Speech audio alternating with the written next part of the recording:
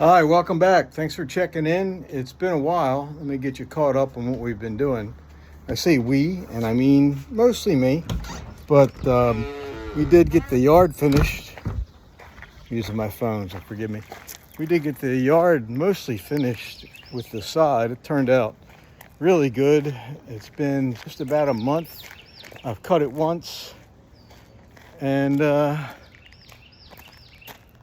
looks pretty good. So that's a big deal to me because then that gives me a little bit more motivation to finish the rest of the house or the rest of the grounds. And my orange tree has oranges. Look at that. There's about 20 of them on there.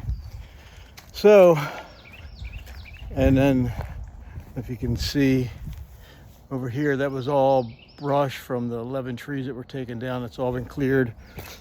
And we're gonna clear that out and just get rid of the weeds and the vines and just dress it up a little bit.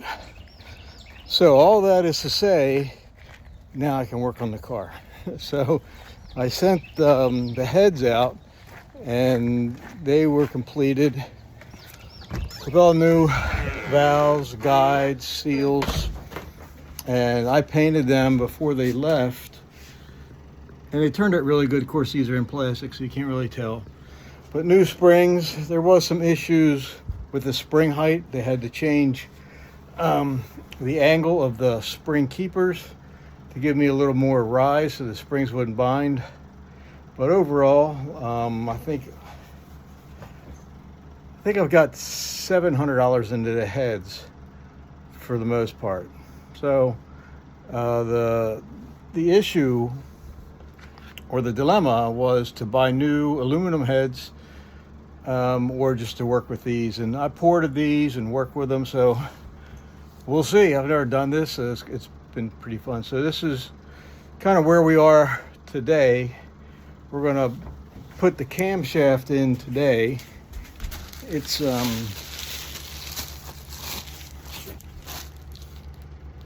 pretty much ready to go in.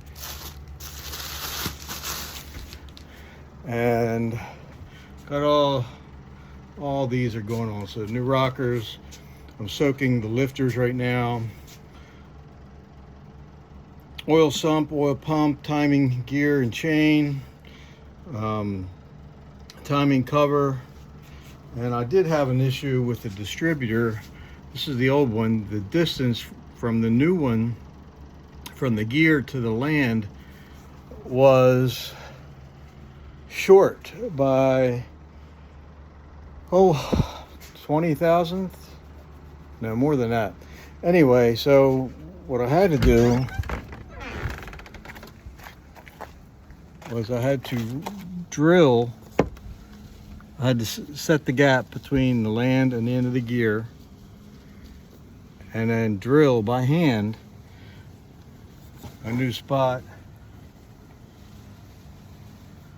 for the roll pin. So that worked out really well. I couldn't believe I was able to freehand it and get it straight, and it lined up really well. So that's where we are today. I'll put that roll pin in a few minutes. It's currently in the freezer, shrinking it down to make it a little bit easier. And then I'll install the camshaft and start building up from there. I still plan on doing powder coat on the intake and water necks, and I'm just going to do aluminum.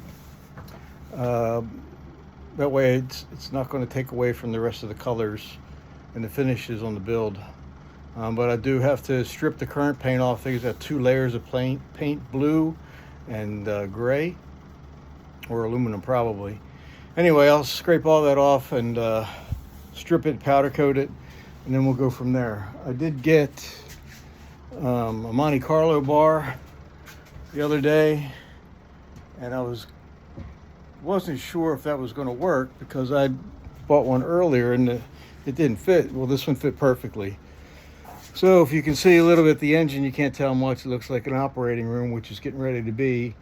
But all the brakes lines have been done.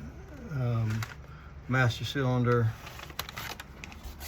and everything here is done. Suspension is completely, I do have a rag joint I'm going to put in the next few days, but let's get this engine built and then I can start taking bigger steps. I mean, this is the biggest step ever, but anyway, thanks for checking in. I'll try to post something up as I'm putting the heads on, maybe, because I still have to measure and order push rods once I get the heads on, because they're probably going to be custom.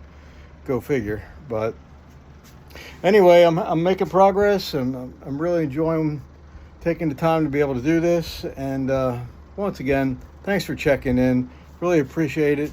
Take care. God bless. Do the next right thing, and like and subscribe. Take care.